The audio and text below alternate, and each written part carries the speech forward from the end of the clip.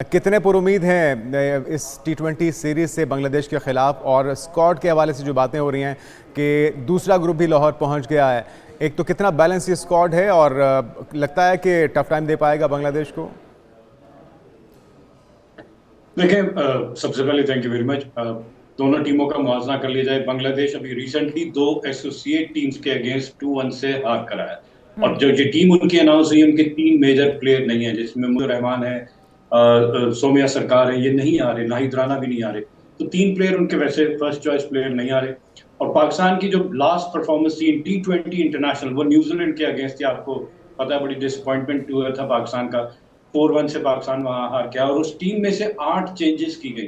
अच्छा, वो जो चेंजेस की गई उनमें से कुछ तो चले जस्टिफाई होती है, लेकिन कुछ ऐसे प्लेयर थे यंगस्टर जिनको मौका दिया गया था, जिनको पूरी तरह टेस्ट नहीं किया गया और उनको फिर ड्रॉप कर दिया गया। तो यहाँ मैं चाहता हूँ कि फेयर चांस देने के बाद आप ड्रॉप करें। ऑल्दो कि पाकिस्तान सुपर लीग में परफॉर्मेंस को अब मौका दिया गया है, जिसमें गुड साइन ये है कि फखर जमान और साइम अयूब दोबारा आपको ओपन करते हुए नजर आएंगे। तो एक पाकिस्तान का, लेकिन जहां फखर जमान बहुत अच्छा परफॉर्म करे, वहां साइम अयूब ने उस तरह डिलीवर नहीं किया।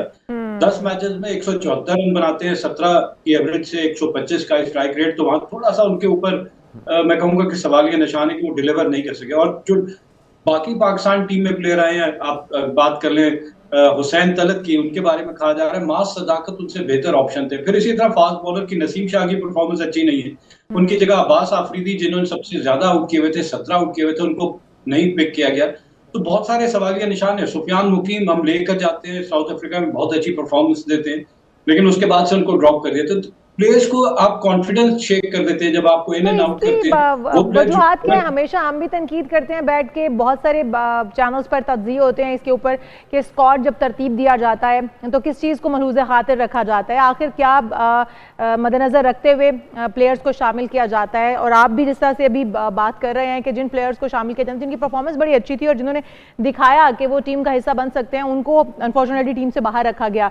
तो अभी भी क्या कोई प्रेशर है सिलेक्शन कमेटी के ऊपर, जो इस तरह की सिलेक्शन की जाती है, इस तरह के प्लेयर्स को शामिल कर लिया जाता है, जो कि बाद में हम देखते हैं कि हमें पछताना पड़ता है कि इन प्लेयर्स को शामिल ही क्यों किया गया था? देखिए, ये जो म्यूजिकल चेयर है ना, कि सिस्टम स्टेबल नहीं होता, हर टूर के बाद नई मैनेजमेंट आ जाती है। अभी आप देख लें, पिछले कोचेज और सपोर्ट स्टाफ सारा चेंज हो गया है।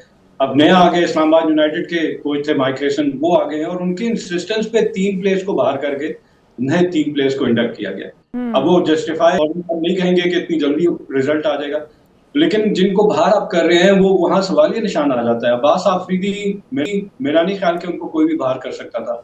अली रजा जिन्होंने परफॉर्म किया, सही है, उनके बारे में मैं भी यही कहूंगा कि बाबर आजम ने भी कहा, मोहम्मद आमिर ने भी कहा कि बहुत अच्छा पोटेंशियल है, लेकिन उसको कम से कम डोमेस्टिक 2 सीजन खेलने पड़ेंगे। एक बहुत जल्दी प्रोसेस जो हम पाकिस्तान टीम में ले आते हैं तो प्लेयर के साथ ज्यादती हो जाती है। पहले उसको डोमेस्टिक में वो 4 डे क्रिकेट लॉन्गर फॉर्मेट जो है वो खिलाएंगे, तब वो बन कर आएगा। ये शॉर्टर फॉर्मेट 4 डे 2020, यहाँ पे तो देखें, अगर बॉलर की बात करें तो 4 ओवर उसने करने और वो भी 2-2 ओवर स्प्लिट हो जाते हैं। और उसमें भी हमें नजर आता है कि हमारे बॉलर, अगर हम फाइनल की बात कर लें, लाहौर कलंदर जो जीता है, उसमें मोहम्मद आमिर जैसे एक्सपीरियंस बॉलर ने जिस तरह रन कंसीड किए, तो अफसोस हुआ कि पाकिस्तान, एक जमाना था कि पाकिस्तान हमेशा से डेथ ओवर में रिवर्स स्विंग के थ्रू यॉर्कर्स बड़े अच्छे एग्जीक्यूट करता था और पाकिस्तान माना जाता था बहुत ज्यादा टोटल हो रही, लेकिन आखिरी 10 ओवर में पाकिस्तान कंटेन कर लेगा। तो यहाँ पे भी सवालिया निशान पाकिस्तान के बॉलिंग अटैक के ऊपर आ गया, जो बॉलिंग अटैक। और यही सबसे खतरनाक बात है हमाद भाई कि बॉलिंग अटैक ही हमारी सबसे बड़ी स्ट्रेंथ थी। अगर उस पर ही कॉम्प्रोमाइज़ हो जाएगा या वो हमारे बॉलर्स ही परफॉर्म नहीं करेंगे तो फिर क्या बनेगा हमारा। अच्छा, ट्रैक रिकॉर्ड की अगर बात की जाए, कितनी बार हमारी टीम मद्दे मुकाबिल आई है बांग्लादेश की टी20 के अंदर, कितनी कामयाबियां हासिल हुई हैं, उसको देखते हुए क्या प्रेडिक्ट करेंगे इस सीरीज़ को? देखिए, रिसेंटली तो बांग्लादेश पाकिस्तान टेस्ट सीरीज खेल कर गया और for the first time in history test series में उस पाकिस्तान को 2-0 से शिकस्त देता है। तो उनका कॉन्फिडेंस उसके बाद बेहतर होना था, लेकिन जब वो एसोसिएट टीम से 2 सीरीज हार कर आए हैं और पाकिस्तान की यंगस्टर्स पाकिस्तान टीम में आए हैं, मैं हमेशा से कहता हूँ यंगस्टर्स को आपको फेयर चांस देना पड़ेगा। ये नहीं कि पाकिस्तान सुपर लीग से ही आए हैं, सलमान अली आका कैप्टन होंगे और मोहम्मद हारिस इससे पहले न्यूजीलैंड में कैप्टन थे, वो भी इस टीम का हिस्सा है। लेकिन फास्ट बॉलिंग अटैक जो है वो हमेशा बॉलर्स आपको मैचेस जितवाते हैं। यस, टी20 में run on the board matter करता है, लेकिन जितना भी टोटल आप बोर्ड पे लगा दे, देखें 202 रन भी चेज हो गए, लेकिन बॉलर्स अगर अच्छे लाइन और लेंथ पे डिसिप्लिन बॉलिंग करेंगे तभी आप मैच जीतेंगे। तो ये जो बॉलिंग अटैक है जिसमें Naseem Shah favourite fast bowler कह ले, फिर उसके बाद से मोहम्मद वसीम जूनियर है, ऑल्दो के आखिरी मैच नहीं खेल पाए, इंजर्ड हो गए थे। फहीम अशरफ ऑलराउंडर बड़े अच्छे हैं, बैटिंग में बहुत अच्छा डिलीवर कर रहे हैं, बॉलिंग में थोड़ा बहुत उनको अभी और मेहनत करनी पड़ेगी। अबरार अहमद है स्पिन, तो पाकिस्तान के स्पिन डिपार्टमेंट और फिर यूटिलिटी बॉलर सलमान अली आगा खुद भी बॉल कर लेते हैं। मोहम्मद अली को ड्रॉप किया, बिल्कुल फिर मैं जाऊंगा।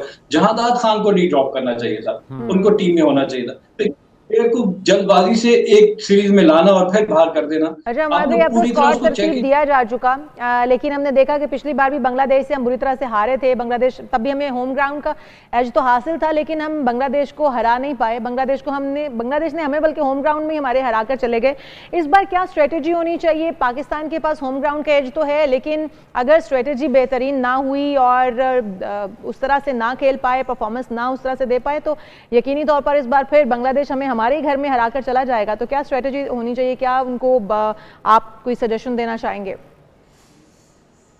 देखिए, टेस्ट मैच की जो हम बात करें कि हरा के चला गया, वहां तो पिचेस हमने गलत प्रिपेयर कर ली थी, फास्ट पिचेस प्रिपेयर कर ली थी। हम ये समझ रहे थे हम उनसे आसानी जीत जाएंगे, लेकिन उनके फास्ट बॉलर ने हमसे ज्यादा अच्छी बॉलिंग करके हमें शिकस्त दे दी। T20 बैटिंग पैराडाइज होती है, दोनों टीमों के लिए इक्वल मार्जिन होता है कि बड़ी ट्रू बैटिंग पिच है, आप रन कर सकते हैं। अब यहाँ पे बॉलर्स का डिसिप्लिन होना बड़ा था, और साथ साथ अगर हम बात करें पाकिस्तान की फील्डिंग ने बड़ा डिसअपॉइंट किया। 96 कैचेस ड्रॉप हुए। देखिए, हमें 2021 का वर्ल्ड कप याद है, जहां मैथ्यू वेड का कैच जो है वो ड्रॉप करते हैं हसन अली, और पाकिस्तान उस कैच को ड्रॉप करने की वजह से मैच हार जाता है। 34 मैचेस खेले गए, उसमें से अगर 96 कैच ड्रॉप हो रहे हैं, तो आप समझ रहे एवरेज हर मैच में 3 कैचेस ड्रॉप हो रहे हैं। तो आप अगर किसी भी टीम के की बैट्समैन को इतने मौके देंगे, तो आप you are asking for the punishment, आप ऑब्वियसली फिर मैच हार जाएंगे। वो कैपिटलाइज करेगा उस चांस को। अच्छा, तो पाकिस्तान को तीनों शोबों, बॉलिंग और फील्डिंग तीनों में बड़ा डिसिप्लिन होना पड़ेगा। बिल्कुल और सही। पावर प्ले का इस्तेमाल है, जो पावर हिटर्स कहते हैं, तो पावर प्ले का इस्तेमाल वो भी बड़ा बहुत सोच अच्छा। समझ के और करना होगा। अच्छा हमाद भाई, जाते जाते पहले खेलना चाहिए टॉस जीतने की सूरत में, या बाद में खेलने वाले को एज हासिल होगा? देखिए, ड्यू फैक्टर को देखना पड़ेगा पहले। अगर तो ड्यू फैक्टर है तो उसमें सेकंड इनिंग में बॉलिंग बड़ी मुश्किल हो जाती है, तो फिर आप जाहिर है पहले बॉलिंग कर लें।